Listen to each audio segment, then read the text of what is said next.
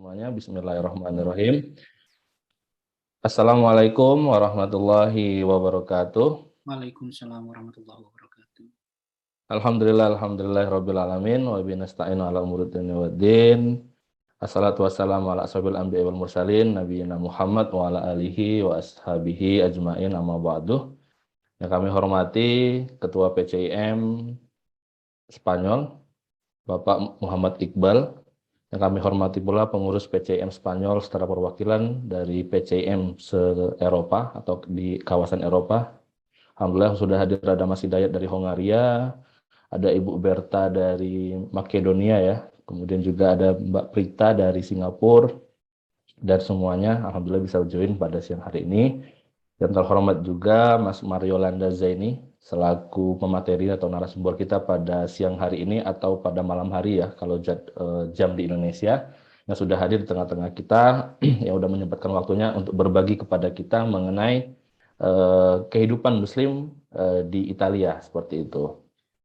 Kemudian juga yang kami hormati serta rekan-rekan semuanya yang tidak bisa kami sebutkan satu persatu. Alhamdulillah pada siang hari ini, hari Ahad 20 Februari 2022 yang bertepatan dengan 19 Rajab 1432 Hijriah, kita bisa berjumpa melalui Zoom meeting untuk mengadakan kajian bulanan yang biasanya diadakan oleh PCIM Spanyol.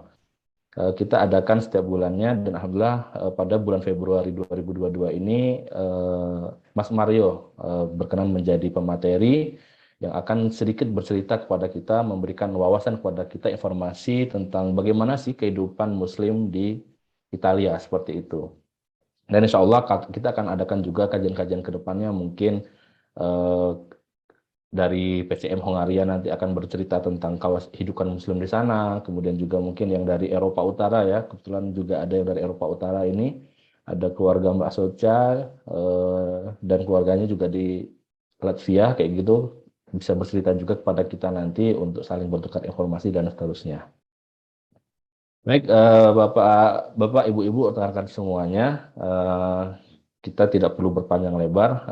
Izinkanlah saya selaku MC dan moderator pada siang hari ini untuk sedikit membacakan jalannya kegiatan pada siang hari ini. Yang pertama, kita akan pembukaan, serta yang kedua nanti langsung ya kita akan ke pemateri inti, yaitu kehidupan Muslim di Italia. Kemudian nanti sesi tanya jawab atau diskusi. Kemudian nanti ada foto bersama dan yang terakhir adalah penutup kayak gitu. Nanti monggo, biasanya kami menunggu hiburan biasanya dari Mbak Berta yang akan menyampaikan pantun-pantunnya seperti itu. Itu sangat kami tunggu dan terima kasih Mbak Berta selalu aktif dan selalu hadir di kegiatan-kegiatan yang diadakan oleh PCIM Spanyol. Alhamdulillahirrahmanirrahim. Baik, untuk menyingkat waktu dan menyingkat untuk kajian selanjutnya ya marilah kita buka acara pada siang hari ini dengan melafalkan basmalah secara bersama-sama. Bismillahirrahmanirrahim. Semoga acara pada siang hari ini diberikan kelancaran, kemudian juga kita bisa bersilaturahmi, kemudian juga kita bisa mendapatkan ilmu dan juga informasi tentang bagaimana kehidupan Muslim di Italia. Untuk selanjutnya ya kita langsung ke materi inti ya, yaitu yang akan disampaikan oleh Mas Mario Landa Zaini. Tapi sebelumnya sedikit saya bacakan tentang CV dari Mas Mario Landa Zaini ini. Ya seperti biasa kita tahu ya kalau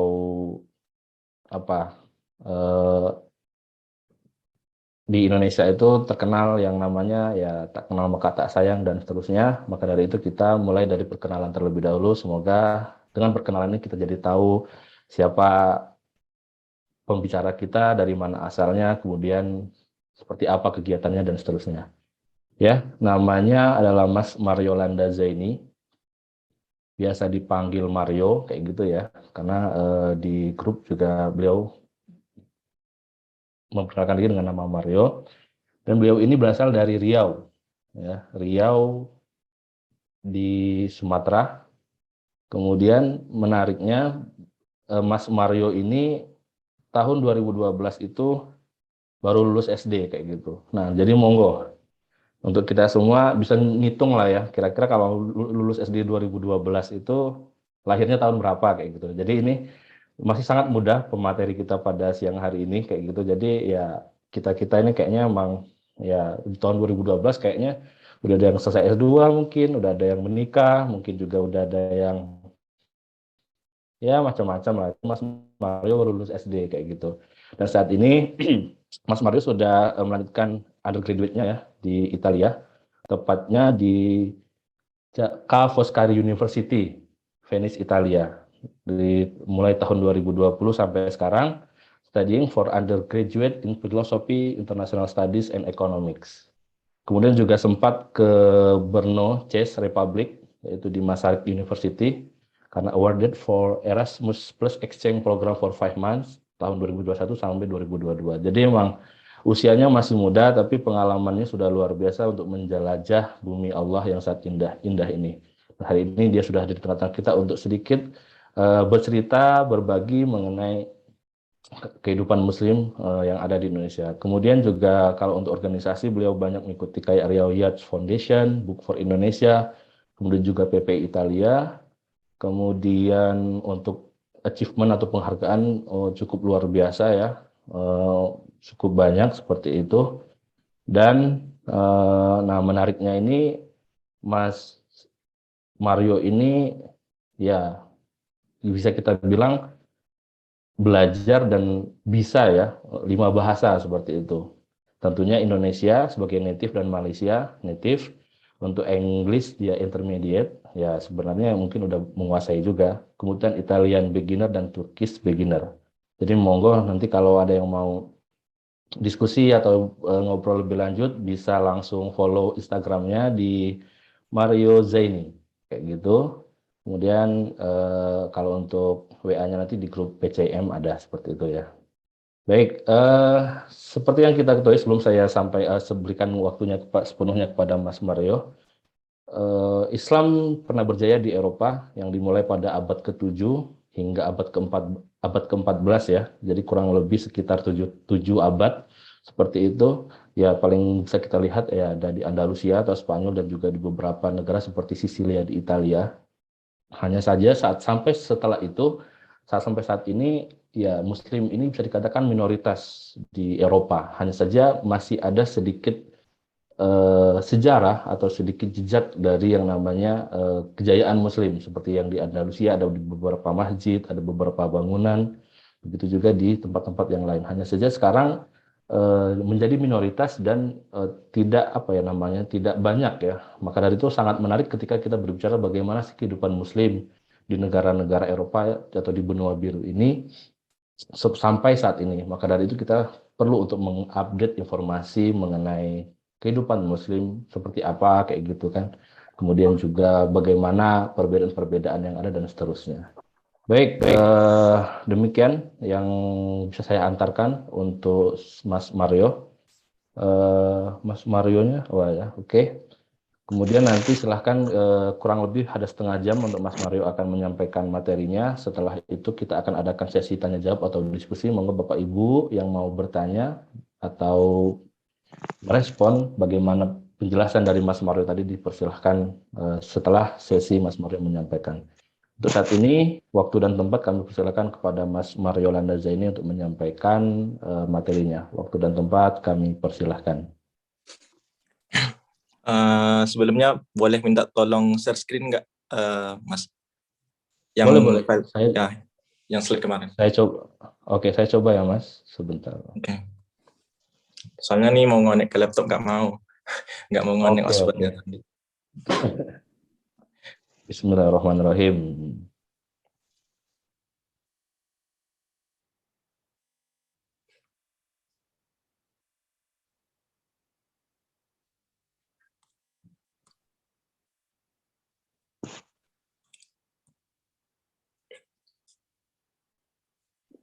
Baik. Oke. Bismillah. Assalamualaikum warahmatullahi wabarakatuh. Waalaikumsalam warahmatullahi wabarakatuh. Alhamdulillahirabbil alamin, nahmaduhu wa nasta'inu wa nastaghfiruh wa na'udzubillahi min syururi anfusina wa sayyiati a'malina, may yahdihillahu fala mudilla lahu wa may yudlil fala hadiya lahu. Asyhadu an la ilaha illallah wa la syarika lah, asyhadu anna Muhammadan abduhu wa rasuluh. Amma ba'du. Tanpa memperpanjang mukadimah, terima kasih kepada PCIM Spanyol dan PCIM yang berada di Eropa telah mengundang saya dari Italia untuk berbicara sedikit tentang Islam dan kehidupan Muslim di Italia. Mohon maaf sebelumnya tadi saya agak telat karena tadi saya soalnya di sini saya tinggal di masjid Turki seperti itu. Jadi saya tadi disuruh sama imam lainnya untuk jadi imam untuk salat zuhur. Jadi agak telat tadi. Jadi saya mencari cari ruang yang agak sepi. Soalnya tadi ada semacam ujian bagi anak-anak yang belajar Quran gitu. Jadi agak sulit tadi. Jadi saya cari tempat sama teman Indonesia yang ada ruang atau tempatnya atau ya apartemennya lah yang sepi. Jadi agak ada waktu tadi yang agak telat gitu karena cari tempat yang sepi. Oke, mari kita mulai untuk diskusi kita hari ini tentang Islam dan kehidupan Muslim di Italia. Next, Mas. Oke, jadi mungkin tadi sudah diperkenalkan oleh moderator Mas Mufti siapa saya. Ya, jadi saya Marilanda Zaini, biasa dipanggil Mario. Zaini bisa juga. Saya berasal dari Kampar, Riau di Pulau Sumatera. Kalau teman-teman tahu juga, mungkin di sini ada juga mbak atau ibu-ibu atau kakak-kakak di sini yang berasal dari Sumatera Barat atau dari Sumatera juga. Jadi mungkin tahu kalau Riau. Saya sekarang studi di S1 di Kawasaki University di Venice. Venice mungkin kebanyakan orang udah tahu lah kalau Venice. Indah. Di sana sejarahnya juga bagus. Lahirnya Marco Polo, sang penjelajah dunia, penemu benua. Dan komposer terkenal juga lahir di sana, di Venice juga, Vivaldi, yang terkenal dengan musiknya itu Four Seasons, Winter, Summer, Autumn, Spring, dengan seri musik klasik yang terkenal. Jadi Venice, saya sekarang studi di Venice S1. Jadi jurusan Filosofi International Studies Economic masih general, karena masih S1. Kalau di Eropa kayak gitu, masih general, nanti S2-nya baru kita ambil yang spesifik, fokusnya. Oke, next. Oke, berbicara tentang Islam di Italia. Seperti yang moderator bilang tadi, kalau di Italia itu pernah Islam berjaya. Jadi di Italia itu pernah Islam berjaya di utara, bukan, di selatan. Selatan itu perbatasan dekat Andalusia. Jadi waktu itu Islam berjaya di Italia di dekat Sisilia, di bawah kerajaan dinasti Abbasiyah, Khilafah Abbasiyah. Jadi next Mas, slide-nya. Jadi pertama kali itu sejarah Islam di Italia itu masuk pertama kali di Italia pada abad ke-9 di bawah pemerintahan dinasti Aghlabiyah atau pendiri dinasti Aghlabiyah Ibrahim bin Aghlab. Jadi pada masa itu Ibrahim bin Aghlab diberikan amanah oleh Harun al-Rasyid atau waktu itu dinasti Abbasiyah untuk memperluas jangkauan atau pemerintahan Islam di Andalusia atau di Eropa. Jadi ketika itu dinasti Abbasiyah mencoba memperluas kerajaannya itu di Sisilia yang masih ada lautannya perbatasan dengan dinasti Abbasiyah pada kala itu. Jadi waktu itu Ibrahim bin Aghlab mencoba memperluas dan mendapat bisa menaklukkan Bizantium, maksudnya Romawi kuno. Jadi waktu itu memang Islam memang jaya-jayanya pada abad 9 dan Italia sebagai salah satu kejayaannya di selatan Italia, tepatnya di Sisilia. Jadi agak luas juga dan waktu itu juga dijadikan sebagai pusat kemiliteran atau pusat pertahanan di Eropa, di Sisilia tepatnya. Next, jadi di Italia, jadi tahan sampai ke abad 13. Jadi belum Mas, belum yang tadi aja, belum, masih yang tadi. Jadi di Italia itu waktu itu Islam sangat berkembang pesat dan bisa dikatakan bertahan sampai abad ke-13. Jadi selama 300 tahun, 3 abad, 4 abad Islam berjaya di Italia, banyak muslim-muslim yang masuk Islam, maksudnya orang-orang Kristiani, orang-orang non-muslim masuk Islam, dan ada juga muslim-muslim yang dari daerah lain mencoba ekspansi atau mencoba mencari pencaharian di Eropa, tepatnya di Italia, di Sisilia. Jadi waktu itu memang berjayanya banyak kali sejarah-sejarah atau monumen-monumen di Sisilia. Kalau kita lihat sekarang ada beberapa yang bisa kita lihat itu monumen-monumen Muslim, monumen-monumen Islam di Sisilia. Terus perlahan mengalami kemunduran di akhir abad ke-13 karena mungkin alasannya adalah akibat imigrasi dan pembongkaran pemukiman Muslim di Lusira. Jadi waktu itu ada di Sisilia itu semacam pemukiman Muslim, tepatnya nama kotanya Lusira. Lusira itu semacam pemukiman Muslim yang memang Muslim banyak di situ. Namun kala itu karena kebijakan dari Romawi, terus mundurnya Islam kala itu, dan pembunuhan oleh Romawi, jadi waktu itu Muslim di sana mengalami diskriminasi atau pembunuhan oleh orang-orang Romawi atau orang-orang Katolik kala itu. Jadi waktu itu pemerintahan di Lusira itu membubarkan atau membongkar pemukiman Muslim. Banyak terjadi pembunuhan, darah bercucuran di sana, dan akhirnya lama kelamaan sampai akhir abad ke-13 Muslim merosot dan tidak ada lagi sisa-sisa Muslim di sana.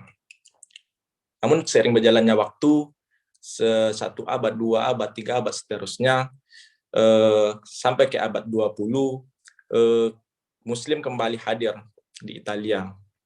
Kembali hadir, tapi tidak dari asli orang Italianya, tapi kebanyakan dari imigran. Imigran dari negara Afrika, Timur Tengah, dari Asia, tepatnya Bangladesh, Maroko, Tunisia, Somalia, Afrika Selatan, dan lain-lain, untuk mencari kehidupan yang lebih baik.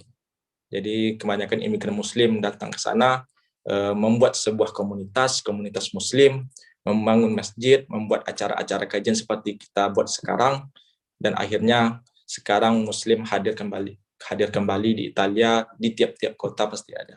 Sekarang di abad ke-20 sampai sekarang. Next slide, Mas.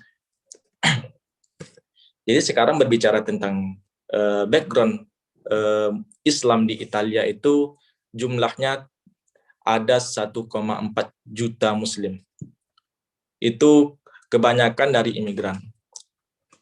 Kebanyakan itu paling banyak itu dari Albania, Pakistan, Bangladesh, Tunisia. Yang kedua kalau nggak salah Tunisia. Terus ada Muslim dari Asia kebanyakan juga, Bangladesh, Pakistan, India, dan Indonesia ada 0,01% atau 200 orang lebih.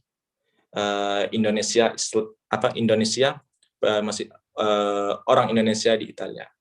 Terus berbicara jumlah masjid di sini, ada 12 masjid raya. Maksudnya di sini 12 masjid raya ini 12 masjid yang diakui oleh pemerintah Italia dan terkenal, dan bangunannya masjid raya gitu. Kalau di Indonesia memang masjid jami atau ya masjid jami seperti itu. Di Roma ada satu yang terkenal, itu yang seperti kalian di foto, itu masjid paling besar di Roma atau di Italia. Jadi ada 12 masjid raya, 12 dari itu ada 6 yang memiliki menara tower gitu, dan sisanya Muslim lain itu biasanya memiliki masjid kecil atau biasanya masjid yang seperti kontrakan atau apartemen gitu, 2 lantai, 3 lantai gitu, yang masih ada bertetangga dengan orang-orang asli Italia atau pemukiman dan sebagainya. Jadi ada jumlah lebih dari 1.200 masjid kecil di seluruh kota di Italia. Berbicara tentang organisasi Islam di Italia, ada beberapa organisasi Islam yang bisa kita lihat. Maksudnya, di sini beberapa organisasi besar Islam ada. Contohnya itu UCOII, maksudnya singkatan dari l'Unione delle Comunità di Organizzazioni Islamiche di Italia. Ini organisasi adalah organisasi yang mendirikan Masjid Jami di Roma. Jadi waktu tahun 1980-an, pendiri dari organisasi ini memiliki inisiatif untuk membangun Masjid Jami di Roma. Sehingga sampai sekarang masjid ini sangat megah. Tapi saya belum berkunjung ke sana karena belum ada waktu, tapi kata teman-teman saya yang pernah datang ke sana, sangat indah.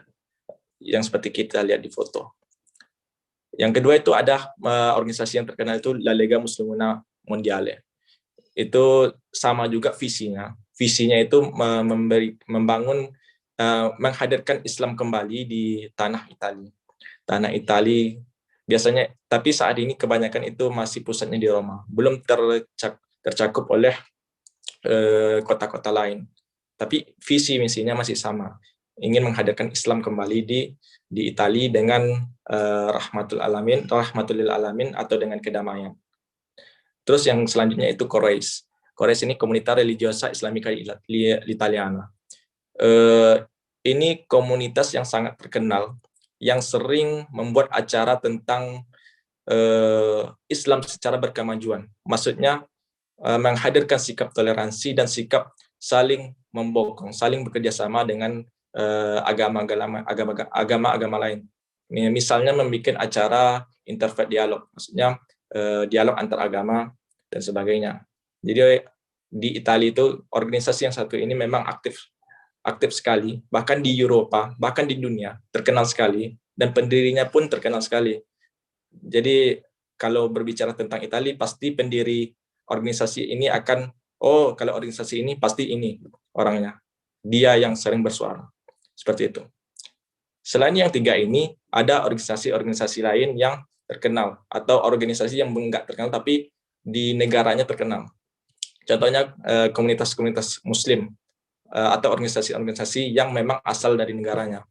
Misalnya komunitas Muslim Pakistan, komunitas Muslim Turki, komunitas Muslim Tunisia, komunitas Muslim India, dan sebagainya. Jadi misalnya seperti ini, ada komunitas sama seperti PCIM. Jadi orang itu seperti itu sistemnya.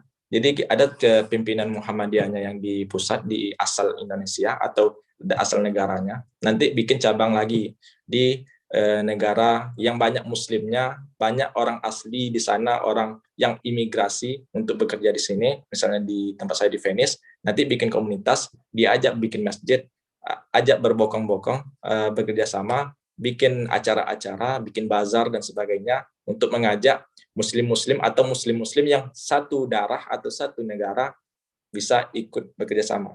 Jadi seperti itu. Jadi banyak komunitas kecil yang tidak terkenal, tapi yang nggak diakui secara pemerintah Italia pusat, tapi di daerah atau di satu kota itu terkenal. Jadi siar agama orang itulah. Jadi kayak pimpinan cabang khusus gitu, tapi komunitas Muslim orang itu, gitu seperti itu. Selanjutnya next. Berbicara tentang tokoh-tokoh yang terkenal di Italia, ada beberapa tokoh yang bisa saya ambil. Mungkin ini bukan tokoh Muslim yang memang menjadi penceramah atau apa, tapi dia mungkin influencer atau penulis atau apapun itu, atlet atau apa, tapi dia Muslim yang asal Italia, yang mungkin kakak-kakak atau abang-abang atau ustadz atau mas di sini kenal, namanya Khabilame. Khabilame ini dia sering bikin konten-konten TikTok atau konten-konten yang lucu-lucu, yang membuat video satir-satir gitu di sosial media. Dia asalnya dari Somalia, kalau nggak salah, intinya yang di benua Afrika, tapi dia udah lama di Italia. Dia udah kerja di Italia, di Torino. Tapi sekarang karena udah terkenal, dia udah dapat penghasilan dari karya-karyanya di sosial media. Sekarang dia udah dikenal sebagai orang Itali yang Muslim, gitu. Dia sering kolaborasi juga di sosial media dengan orang-orang Muslim Turki dan sebagainya gitu. Selanjutnya itu ada Ahmad Gianpiero Vincenzo. Ahmad Gianpiero Vincenzo ini adalah pendiri yang saya bilang tadi, pendiri komunitas Muslim yang di Roma tadi, yang mendirikan Masjid Jami tadi. Jadi dia orang Muslim Itali, tapi ayahnya atau keturunan ayahnya mu'alaf. Kalau nggak salah ayahnya mu'alaf, terus dia juga diajak sama orang tuanya masuk Islam. Terus diberikan ada ide untuk membangun masjid dan membangun organisasi yang tadi untuk membangun Masjid Jami tadi. Selanjutnya itu ada Stephen Al-Sarawi. Itu mungkin kalau teman-teman yang suka bola itu pasti tahu, dia salah satu pemain timnas sepak bola Italia, pernah main di AC Milan, pernah main di AS Roma, pernah main di Cina. Sekarang udah balik lagi ke Roma dan di AS Roma tepatnya. Dan dia Muslim Mesir, tapi dia lahir di Italia, tapi dia keturunan Egypt, Mesir. Selanjutnya itu ada namanya Yahya Falafitini. Yahya Falafitini ini yang seperti saya bilang tadi adalah pendiri dari Comunità Religiosa Islamica Italiana. Jadi yang nomor 3 tadi, organisasi yang ketiga tadi. Organisasi ini markas besarnya itu di Milan, tapi ada juga cabangnya di Roma. Jadi yang seperti saya bilang tadi, dia sering speak up tentang kerukunan umat beragama. Jadi dia sering membuat acara-acara gitu, acara seminar, acara dialog gitu, dialog antar agama dengan negara agama-agama lain di Eropa bahkan di dunia. Mungkin kalau teman-teman tahu ada organisasi interfaith dialog namanya Religions for Peace, dia sering ikut acara itu juga. Kemarin juga dia ada acara ikut yang G20 di Italia. Kan sekarang kalau G20 kan ada di Indonesia, tuan rumahnya tahun kemarin di Italia, dia yang ikut yang religionnya, maksudnya yang di cabang peace, yang perdamaian gitu. Jadi dia ikut jadi pembicara di sana dan aktif dengan pemuka-pemuka agama lain, sering berdialog. Jadi dia asli orang Itali, tapi keturunan ibunya orang Jepang, ayahnya orang Itali. Ayahnya itu Muslim, tapi kakeknya itu kalau nggak salah, ayahnya itu adalah Muslim mu'alaf, orang Itali. Jadi ceritanya kenapa ayahnya itu Muslim, dia pernah diskusi dengan salah satu akademisi di Jerman. Akademisi Jerman ini adalah ahli di bidang keislaman juga. Jadi dia diskusi dengan akademisi ini, ayahnya waktu itu, dan lama-kelamaan ada rasa tertarik dengan keislaman ini. Lama-kelamaan dia pelajari, akhirnya masuk Islam dan mempelajari kitab-kitab seperti Imam Al-Ghazali dan sebagainya. Dan akhirnya si Yahya Falafitini ini masuk Islam juga dan mempelajari lebih dalam lagi tentang Islam gitu. Selanjutnya ini Adam Smith. Adam Smith ini Islam juga, dia berasal dari Mesir, tapi keluarganya keturunan Mesir, tapi dia udah lama di Italia. Tapi ini berbicara tentang Adam Smith ini, dia lebih ke fundamentalis, maksudnya lebih ke keras, Islam yang keras. Tapi kita nggak bicara itu, tapi dia memang dikenal dengan orang Islam, tapi Islam yang lebih ke fundamentalis. Mungkin teman-teman kalau fundamentalis tahu, ya seperti itu. Jadi Adam Smith itu juga orang Italia. Gitu, next.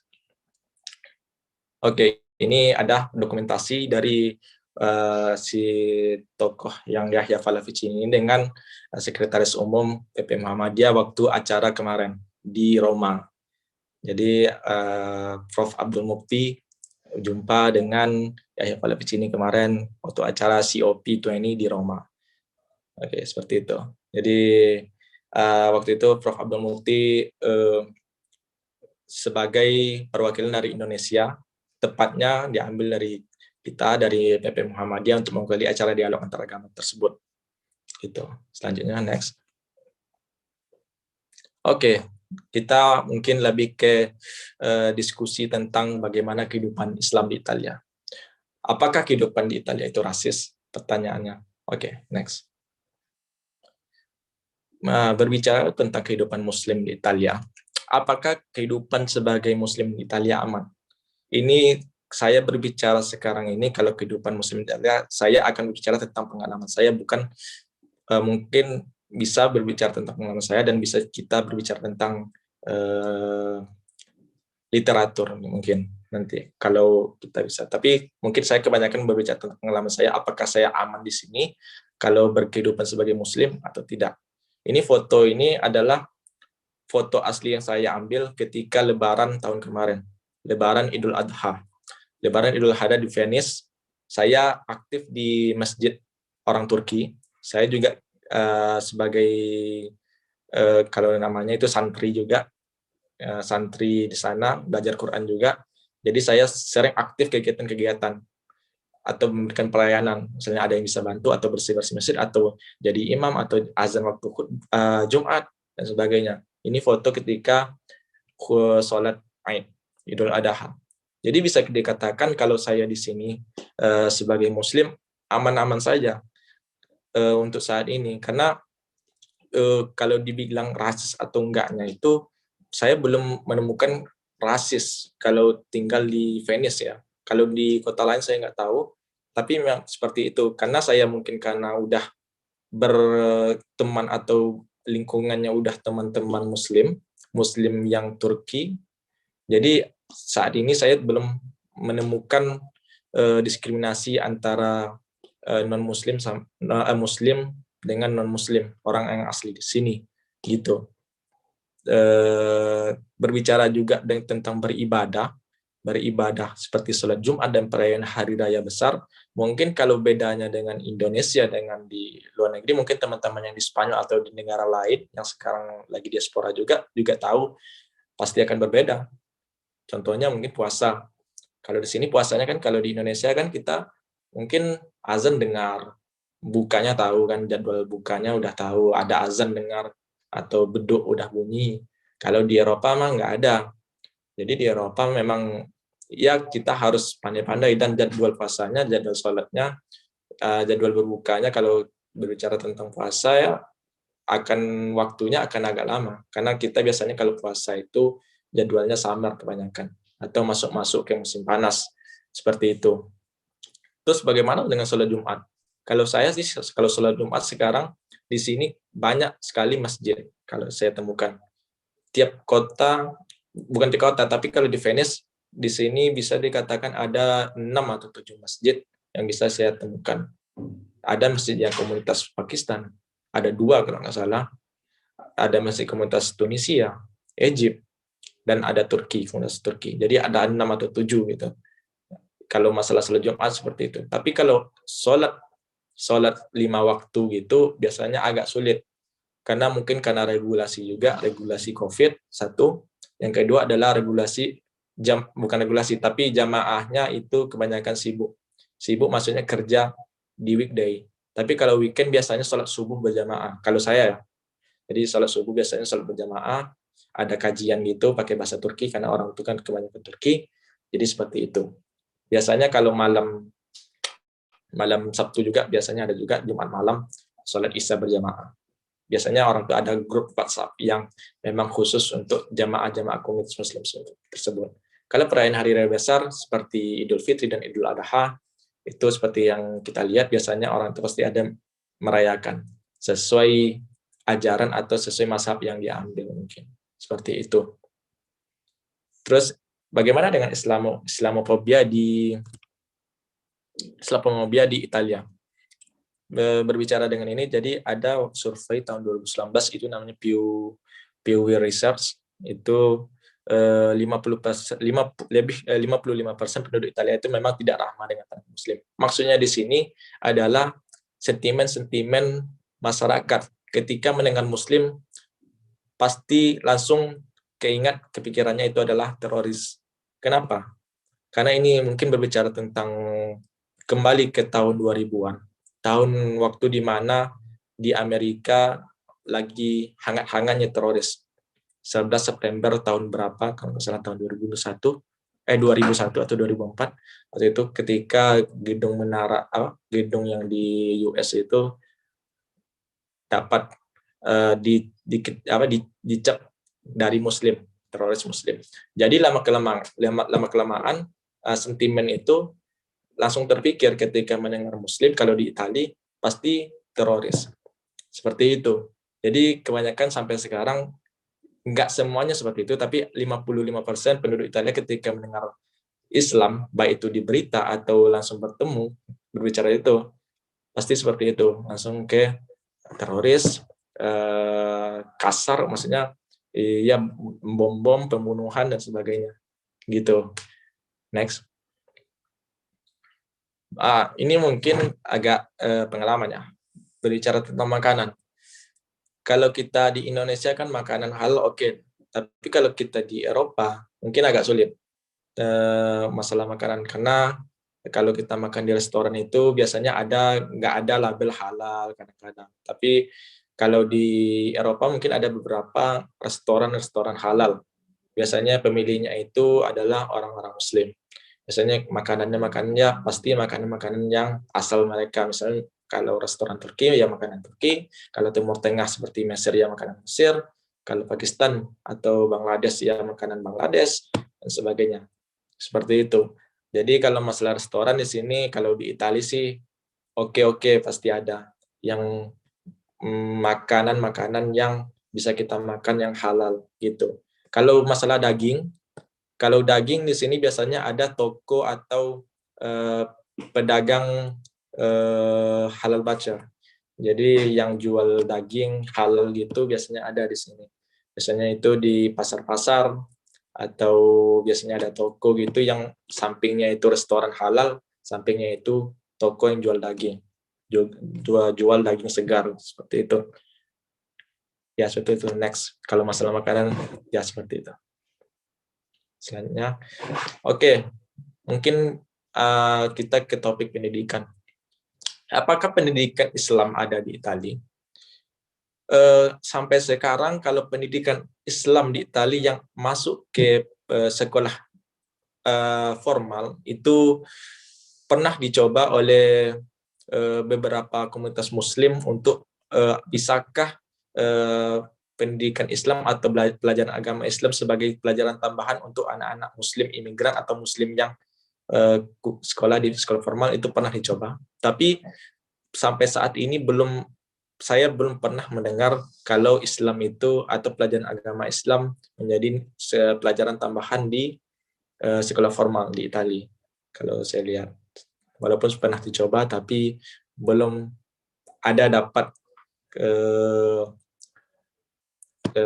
sah gitu, nggak diberikan pelajaran tambahan untuk anak-anak Muslim yang di sekolah formal. Tapi berbicara tentang pendidikan Islam, kebanyakan anak-anak yang pengen belajar agama Islam itu orang tuanya pasti memberikan kesempatan untuk belajar agama di masjid komunitas yang orang-orang Muslim di sini, Muslim ini yang bangun. Misalnya di saya di sini tinggal sama komunitas Muslim Turki. Jadi tiap Sabtu dan Minggu itu orang tuh bikin pelajaran untuk anak-anak umur 8 ke atas sampai 12 tahun itu belajar Quran.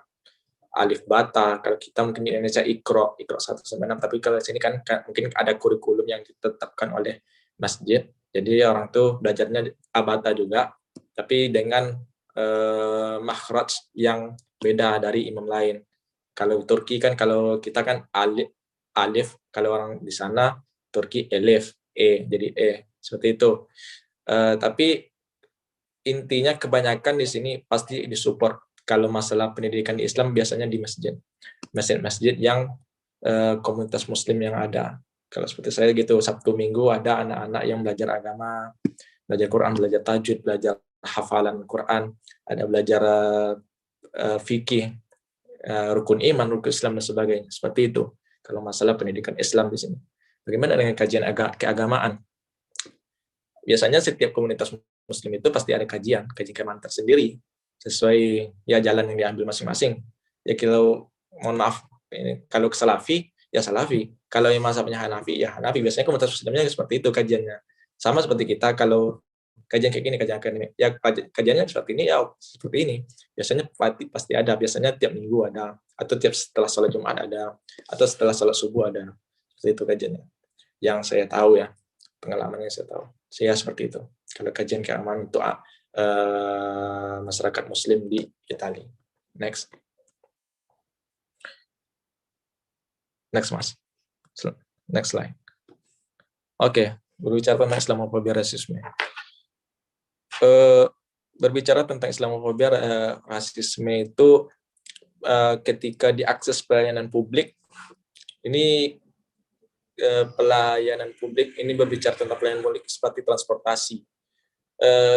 Biasanya kalau di sini itu ada beberapa masyarakat asli Italia, beberapa masyarakat Italia yang mohon maaf, yang mungkin masih close minded, yang pemikirannya masih tertutup, yang mungkin umurnya yang 50 ke atas, mohon maaf, tapi nggak kebanyakan, tapi ada beberapa yang masih close minded ketika melihat yang pakai jilbab atau pakai pakaian yang bernuansa Islam atau jubah atau yang mohon maaf berjenggot di sini, kadang-kadang penglihatannya atau pandangannya langsung kayak sinis gitu. Itu pengalaman saya.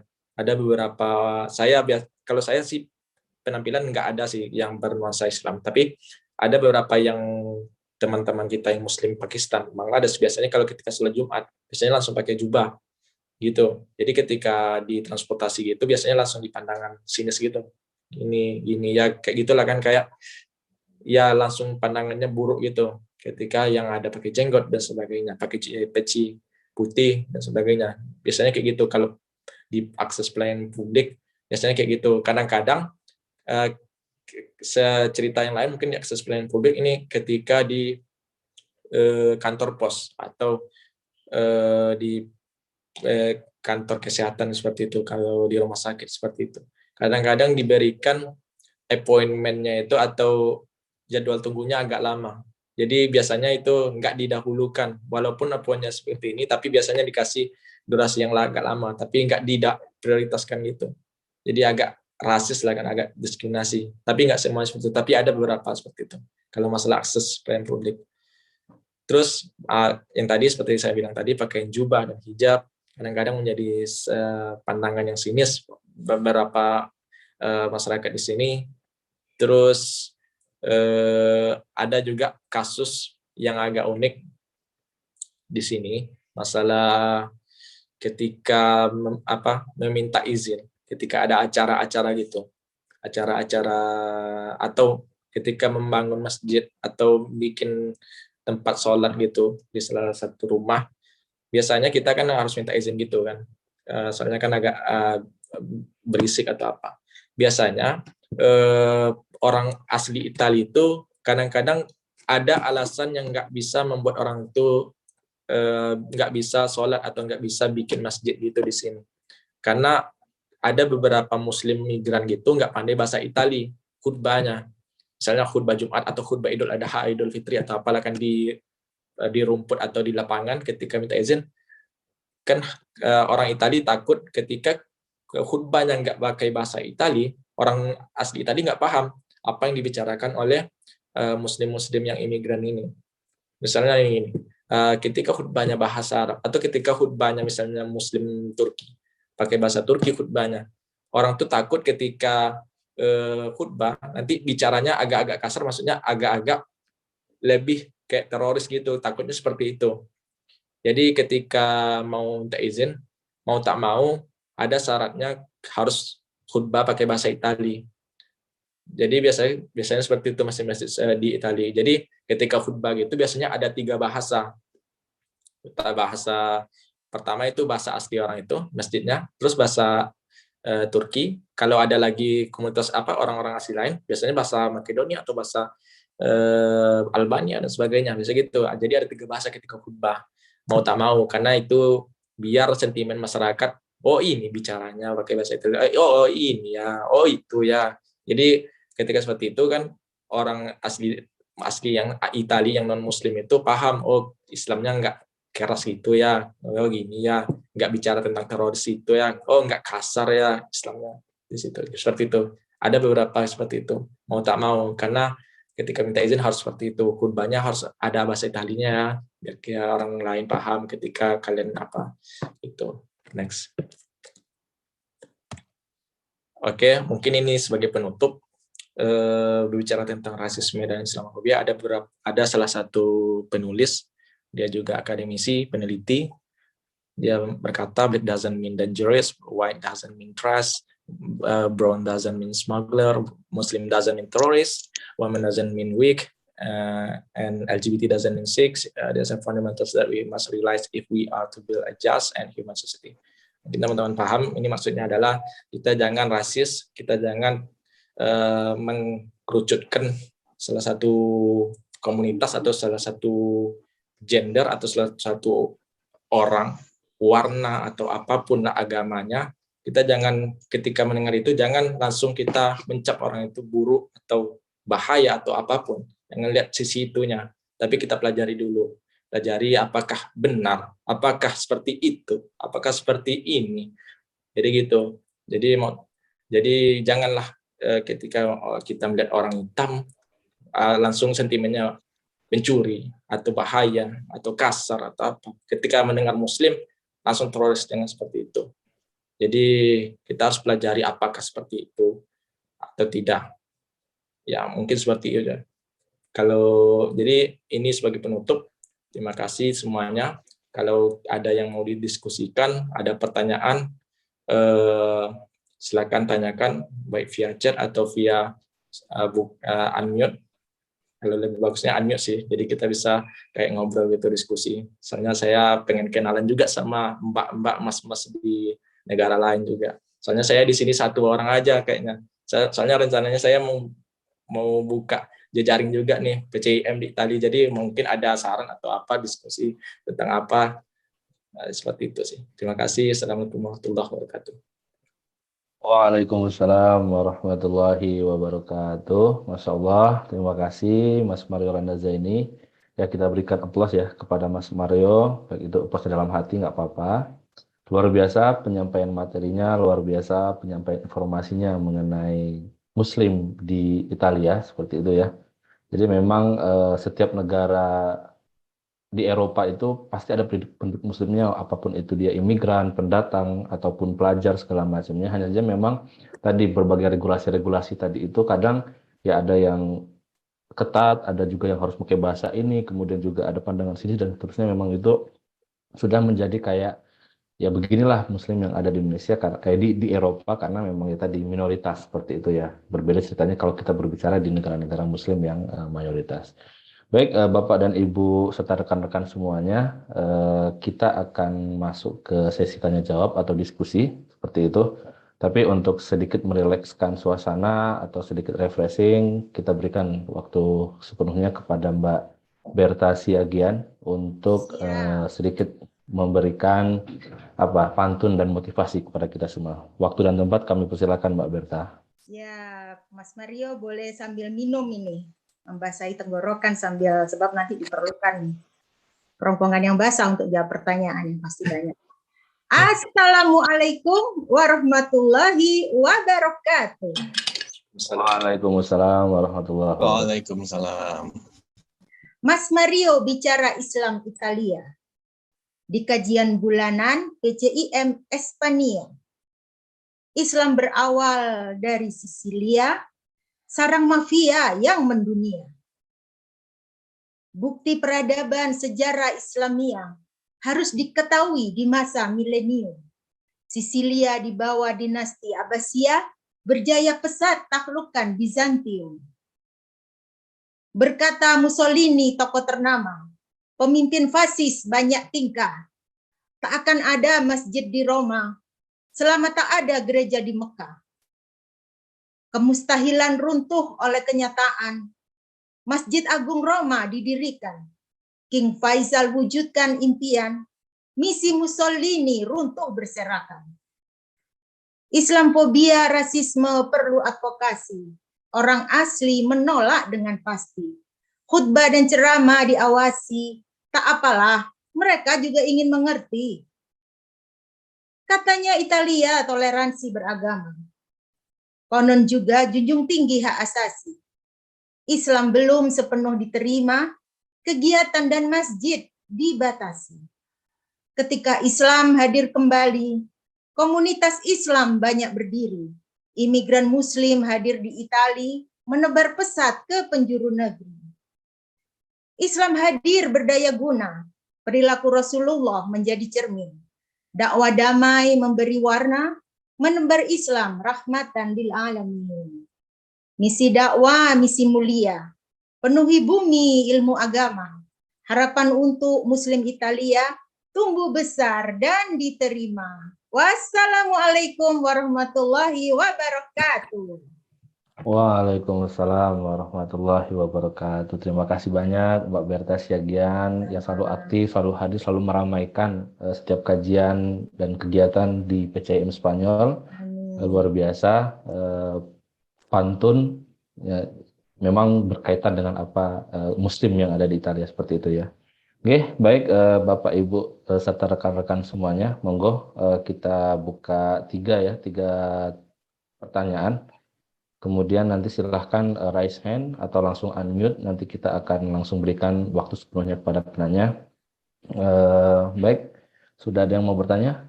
Saya mungkin, Mas. Oke, siap. Monggo Mas Muhammad Anas dari Bantul ini. Iya. Atau dari Madrid. Waktu dan tempat dipersilakan, Mas. Waalaikumsalam warahmatullahi wabarakatuh. Terima kasih Pak Moderator untuk kesempatannya.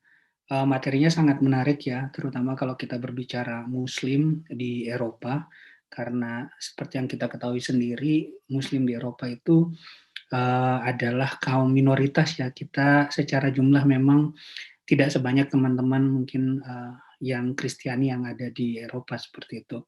Nah, tadi sudah dibahas, saya dengar oleh Mas Mario, terima kasih, materinya sangat bagus sekali. Ini tentunya menambah wawasan kita terkait dengan bagaimana Muslim di Italia. Pertanyaan saya sebenarnya lebih spesifik ke bagaimana sebenarnya teman-teman komunitas Muslim Indonesia sendiri yang ada di Italia seperti itu.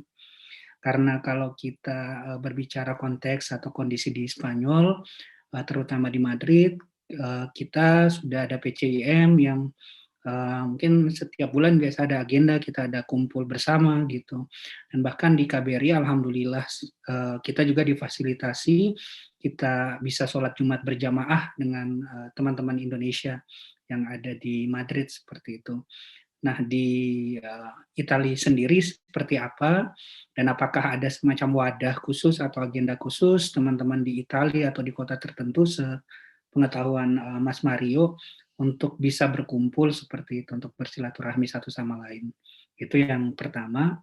Dan yang kedua, kalau di Italia sendiri, terlepas dari atau di luar dari teman-teman Indonesia ya, sebenarnya negara Muslim mana yang mendominasi yang ada di sana, atau tidak yang jumlahnya paling banyak? Karena kalau saya lihat yang di Spanyol ini sendiri mungkin karena berbatasan langsung dengan Maroko, jadi banyak yang dari Maroko juga di sini kalau saya bilang.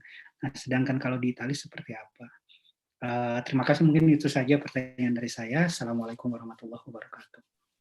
Waalaikumsalam warahmatullahi wabarakatuh. Terima kasih Mas Muhammad Anas. Mungkin langsung ditanggapi saja nggih, Mas Mario. Oke, terima kasih Mas Anas tadi ya. Ya. Oke, terima kasih Mas Anas dari Spanyol untuk pertanyaannya. Jadi pertanyaan pertama itu saya tangkap itu, adakah komunitas Muslim Indonesia di Italia untuk saat sekarang? Kalau berbicara tentang komunitas Muslim Italia, saya tahu beberapa minggu lalu, beberapa pekan lalu itu ada komunitas Muslim Italia, tapi belum mencakup seluruh kota. Jadi orang tuh bikin masih satu kota. Kemarin saya dapat semacam kajian gitu, kajian bulanan gitu dari online gitu, namanya KMIM, Komunitas Muslim Indonesia di Milan. Jadi komunitas itu baru dibangun, baru berdiri, jadi baru aktif gitu, bikin kajian bulanan. Kemarin baru buka kajian satu kitab gitu yang dibahas gitu, yang disalahkan oleh penceramahnya itu dari Indonesia kalau nggak salah.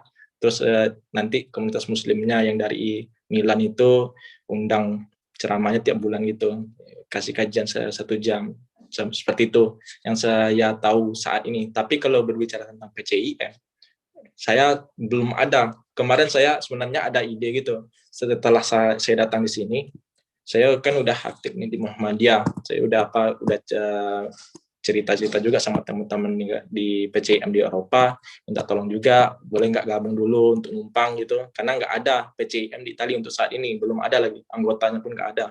Orang Muhammadiyah yang saya tahu di Italia juga nggak ada. Seperti itu yang kemarin. Tapi ya kalau rencananya kalau memang ada besok anggotanya, ada orang Muhammadiyah atau orang yang mau berminat untuk bangun PCIM di Italia, saya open banget, saya berniat banget untuk membangun PCIM Italia di sini. Kita aktifkan PCIM Italia, kita bangun ini. Kemarin saya udah mau diskusi juga via WhatsApp atau via WhatsApp dengan Pak Abdul Mukti, Prof Abdul Mukti, Prof Abnur Abbas. Saya sudah kontak. Prof, gimana nih Prof? Saya mau sekarang studi di sini. Saya mau rencananya mau gini-gini, mau bangun PCIM di Italia. Katanya ya mungkin mas-mas di sini udah tahu juga, cari aja anggota dulu. Ntar bikin program, bikin kajian dulu, fotonya, dokumentasi, terus nanti SK-nya baru dikeluarin, seperti itu. Intinya ada tempat dulu, markasnya dulu, seperti itu. Jadi kalau berbicara tentang PCIM atau komunitas muslim ada, tapi belum seaktif di negara lain seperti PCIM atau yang kajian-kajian lain di negara Eropa lain. Itu sih kalau di Italia. Masih satu kota gitu, kota per kota gitu. Itu sih yang saya tahu kalau masalah itu. Terus selanjutnya itu pertanyaannya, siapa yang mendominasi Muslim di Italia? Ya tadi seperti yang saya bilang itu Muslim di Italia didominasi oleh imigran. Tapi yang paling banyak itu sesuai data gitu, data 5 tahun yang lalu, ya tahun 2015-2016 gitu, itu Albania. Yang pertama itu Albania, itu 30% Albania, itu sekitar 3 atau 7 juta gitu, 3-7 juta. Itu Albania yang pertama, yang kedua itu dari Timur Tengah itu di Tunisia, yang selanjutnya itu Mesir kalau nggak salah, terus selanjutnya baru di Bangladesh, Pakistan, terus ada beberapa ya 2%, 3% dari seluruh Muslim di Italia. Gitu sih yang saya tahu. Intinya Albania. Kenapa Albania? Karena kebanyakan orang Albania ini karena pengen cari kehidupan yang lebih baik. Yang paling dekat itu di Italia. Jadi yang lebih dekat ke Italia, jadi biasanya itu di pesisir gitu. Terus mungkin udah berketurunan, udah ada punya keluarga, sudah menetap di sini. Jadi semua keluarganya di Italia. Biasanya kalau ke Albania cuma balik liburan aja seperti itu. Soalnya saya juga banyak kenalan juga dari Muslim Makedonia Utara. Mungkin Mas Berta tahu juga. Jadi Makedonia Utara banyak juga yang kerja di sini karena dekat dengan Venice. Jadi orang tuh biasanya gitu. Setiap Lebaran biasanya libur 2 minggu, tapi dia udah menetap di sini, bawa keluarga semuanya di sini, karena hidupnya lebih baik. Katanya alasannya duitnya lebih banyak di sini daripada di Makedonia. Jadi biasanya Makedonia cuman kayak kita lah kan, kita merantau udah banyak duit, biasanya liburan cuman ya jumpa silaturahmi sama keluarga di asal negara kita. Seperti itu sih Albania yang pertama. Terima kasih Mas. Ya sama-sama Mas. Nanti Mas Mario ke sini nanti ya, diangkut sama komunitas Ya, terima Macedonia. kasih, Mas. Boleh, insya Allah. Cari waktu dulu. Oh ya, Mbak Berta. Iya Mas, nanti Mas Mario coba saya hubungkan dengan komunitas Macedonia, karena di sini banyak orang Macedonia sini di Italia. Ya nanti disambungkan gitu. Tapi memang pengetahuan agama mereka itu memang kurang. Mereka Iya, itu betul. karena di sini kan komunis kan lama. Iya betul. Jadinya mereka itu berislam tapi ya tidak berilmu gitu. Mereka alhamdulillah sholat. Sekarang orang-orang generasi tua itu juga mulai belajar ilmu, belajar agama, belajar ngaji juga yang tua-tua gitu. Betul. Insya Allah nanti Mas Mario Yang mungkin saya tanggapi juga yang Mbak Berta ini. Jadi di sini yang kebanyakan Muslim yang di masjid yang saya tempat tinggal itu kebanyakan orang dari Makedonia Utara, bukan Turki. Jadi orang Turki itu memang agak minim, 1% mungkin, tapi 99% itu orang Makedonia Utara. yang menetap di sini, kerja di sini, berkehidupan, berkeluarga semuanya. Udah abad 20 inilah orang tuh keluarganya udah 2 generasi lah kan. Jadi orang tuh bisa paham bahasa Turki. Kan dulu kan Makedonia Utara kan masih ada sisa-sisa Turki Utsmani. Jadi seperti itu. Jadi orang tuh paham bahasa Turki. Jadi orang tuh Islam, tapi seperti Mbak Berta bilang tadi nggak paham, nggak tahu apa itu Islam karena tadi ya masalah ada tadi apa tadi kan yang komunis gitu. Jadi biasanya tiap weekend itu biasanya bapak-bapak yang nggak paham Quran biasanya belajar baca Quran di hari awal banget. Biasanya dari Iqra gitu. Dia punya keluarga udah beranak, udah apa, anaknya juga ngaji. Tapi kan karena malu biasanya tiap sudah Isya biasanya belajar ngaji. Biasanya bikin kelompok lah kan 3 orang ajak temannya yang udah 30-an tahun umurnya biasanya kayak gitu. Jadi mau coba menggali agama lagi, agama Islam lebih dalam, belajar Quran dan sebagainya. Seperti itu sih. Kebanyakan Makedonia Utara juga di sini. Di Venice. Oke, baik Mas Mario dan juga Mbak Berta, terima kasih sharing informasinya. Jadi nanti mungkin Mas Mario bisa lebih banyak berdiskusi lagi tentang tadi ya orang-orang yang yang komunitas-komunitas Muslim di Milan tadi juga disampaikan juga oleh Mbak Berta di chat Zoom ini kayak gitu, bahwasanya memang ada beberapa komunitas Muslim Milan yang bisa diperkenalkan kepada Mas Mario nantinya. Oke, selanjutnya monggo Mas ada yang Mufti. mau bertanya. Oh nggih, Ya. Ibu Caesar Marga Putri. Oke, silakan Ibu Caesar. Ini mohon maaf izin untuk tidak menghidupkan video, okay, karena disambi-sambi. Terima kasih Mas Mario atas penjelasannya terkait Muslim di Italia. Banyak hal yang saya pikir sama dengan di Spanyol, terutama saya karena hidup di Barcelona gitu ya. Mulai dari Masjid Maroko, terus kemudian komunitas Pakistan. Kebetulan saya 100 meter dari Masjid Pakistan, ya tadi bentuknya seperti ruko seperti itu. Karena di awal saya ke sini saya selalu mencari komunitas Muslim dulu, anak-anak saya ikutkan kayak TPA gitu ya. Di situ ada pengajian ibu-ibu gitu. Kemudian sayangnya kalau Pakistan mereka menggunakan bahasa Urdu walaupun itu sebagian paham bahasa Inggris gitu nih. Terus kemudian kalau di Maroko saya cukup involve juga masjidnya yang besar itu di Clot Mas Mario di sini. Nah, di Masjid Maroko itu lebih banyak aktivitinya, misalnya pernikahan secara Islam, terus pernikahan secara Islam, terus kemudian ada pengajian tentang akidah apa-apa gitu yang pendatangnya atau yang datang di kajian itu bahkan orang-orang asli Spanyol itu yang menarik gitu. Terus kemudian pengajian ibu-ibu gitu, bahkan anak saya di Masjid Clot itu ikut Skot Musuluma El Ditrium, itu adalah pramuka muslim untuk anak-anak gitu ya. Anak saya ikut kan ya karena memang di sini kan di sekolah umum gitu nggih. Nah, itu yang menarik gitu hidup di Eropa ini memang kita harus mencari komunitas itu sendiri gitu ya.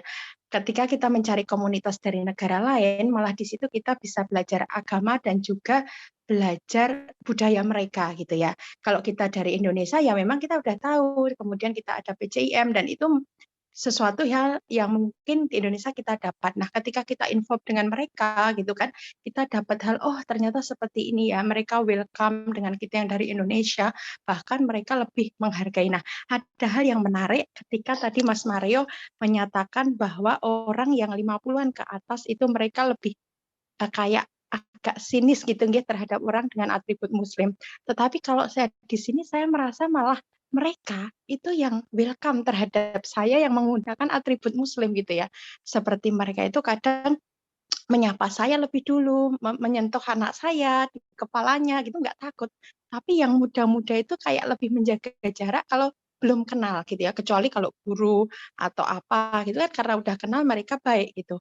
Nah, seperti itu mungkin entah saya kenapa 50 ke atas mereka itu baik dengan kita yang sepuh-sepuh gitu, karena mungkin mereka tidak kenal namanya teroris. Waktu itu 9/11 itu mereka nggak tahu berita tentang teroris itu nggak tahu gitu. Nah, seperti itu aja sih Mas, itu sebagai tanggapan saya atau sharing dari Spanyol. Mungkin saya juga salah menilai gitu mereka apakah lebih baik yang 50 ke atas atau ke bawah, cuman itu pengalaman saya. Gitu nggih Mas Mario, ini ada anaknya udah nangis. Terima kasih. Assalamualaikum. Waalaikumsalam warahmatullahi wabarakatuh. Terima kasih Bu Caesar Marga Putri tadi sudah berbagi pengalaman ya kepada kita bagaimana pengalaman Bu Caesar selama di Barcelona dalam berhubungan dengan komunitas Muslim yang pernah Bu Caesar temui, interaksi dan juga kemudian ya tempat anak-anak JTPI dan setelahnya kayak gitu. Mungkin ada tanggapan dari Mas Mario atau enggak? Iya, berbicara tentang tadi, mungkin beberapa kota di Italia seperti itu yang seperti yang saya lihat, tapi mungkin karena di Spanyol lebih banyak, mungkin karena udah kenal sama dengan kisah-kisah atau sejarah masa lalunya Andalusia, jadi agak lebih welcome. Tapi kalau berbicara tentang di Italia itu memang seperti itu, kebanyakan media-media mainstream itu menggambarkan Islam di Italia itu seperti teroris, maksudnya karena sejarah yang kelam gitu, yang terkenal itu 911.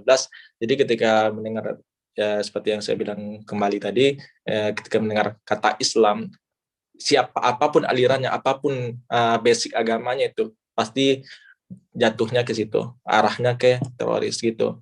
Dan pun pernah beberapa 4 dekade ke belakang, kita bicara 4 dekade sebelum hadirnya Islam kembali oleh imigran, itu ada beberapa komunitas Muslim yang masih dikit kecil yang mau mendirikan masjid atau apapun gitu, bikin kajian di masjid gitu, ada beberapa vandalisme maksudnya masjid-masjid dicat atau dibikin ya dihancurkan lah, maksudnya kadang-kadang ya vandalisme gitulah istilahnya. Jadi waktu itu karena sejarah-sejarah kelam gitu, terus ada sindiran atau stigma yang buruk tentang Islam, 1 dekade 2 dekade belakang ini, ya banyak masyarakat yang close minded gitu, yang nggak terbuka dengan orang-orang yang pendatang gitu, ya seperti itu, yang bikin vandalisme, yang menutup masjid atau yang kasar di tempat umum dan sebagainya. Seperti itu sih kalau di Italia, Mbak Cesar. Oke, mungkin memang ada perbedaan, bagaimana komunitas-komunitas Muslim tadi yang di Italia memang ya bahasanya kayaknya ya mungkin masyarakatnya ya masih tanda kutip Islamophobia masih tinggi. Sedangkan kalau yang di Barcelona tadi mungkin bisa dikatakan mereka sudah bisa ya lebih akrab, bisa lebih menerima dan juga sudah bisa ya untuk ya toleransinya sudah tinggi kayak gitu. Sedangkan kalau di Italia tadi berbeda cerita. Jadi memang ya begitulah dinamikanya ya Muslim di Eropa, bahwasanya ya di berbagai tempat itu kadang mengalami berbeda-beda yang dirasakan lah. Ada yang diterima, ada yang maaf dikucilkan, ada juga yang dijauhi dan seterusnya. Memang begitulah dinamikanya, dan ya dengan sharing seperti ini kita jadi bisa tahu, jadi bisa berbagi, jadi bisa kayak mengetahui seperti itu ya kalau di sana ya, berarti kalau di sana kayak gini dan kayak gini gitu. Oke, terima kasih tanggapannya Mas Mario. Baik, masih ada yang ingin bertanya untuk kajian kita pada siang menjelang sore hari ini? Karena waktu tinggal 3 menit lagi seperti itu. Monggo, kalau masih ada, kalau tidak kita bisa langsung ke agenda selanjutnya. Bagaimana? Oke, sepertinya belum ada ya. Oke, kalau seperti itu kita bisa lanjutkan untuk ke acara selanjutnya atau ke agenda selanjutnya, yaitu ya foto bersama. Dalam artian terima kasih sebelumnya, terima kasih ya kepada Mas Mario. Mungkin ada kata terakhir Mas, atau dalam arti kata penutup untuk bahasan atau kajian kita pada siang hari ini? Oh, nggak ada. Oke, terima kasih. Ada Mas. Ada. Monggo. Jadi tadi kan Mbak Berta kan berpantun. Jadi karena saya dari silakan. Riau, saya coba pantun pula. Pantun. Ya, tapi nggak sebagus, seindah Mbak Berta lah. Oke. Bismillah.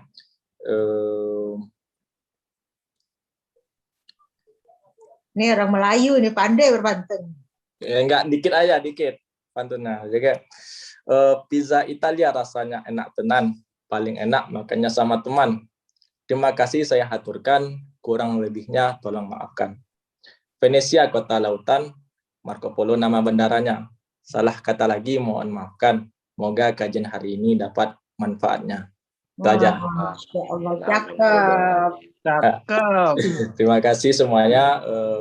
Semoga pertemuan kita hari ini ya dapat manfaatnya. Kalau ada salah kata dan mohon maaf tadi udah telat juga datang.